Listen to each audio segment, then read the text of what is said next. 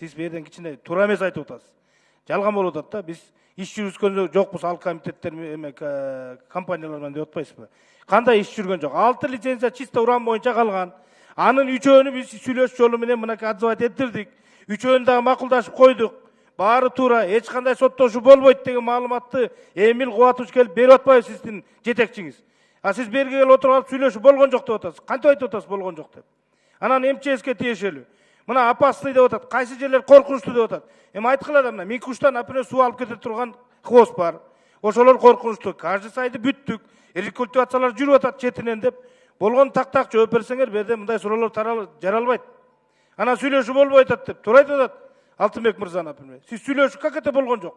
Анан сиз айтып атасыз, өкмөт сунуш бергенбиз сырьёну чийки затты деп. Ал корутунда да жок, ал кийин келип түшкөн.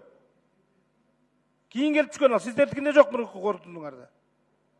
Тура жооп бергиле да анан. Тура эмес жооп берип алып, бүт депутаттар заблуждение кылып атасыз. Тем более 3-окууда. Кийинки сөз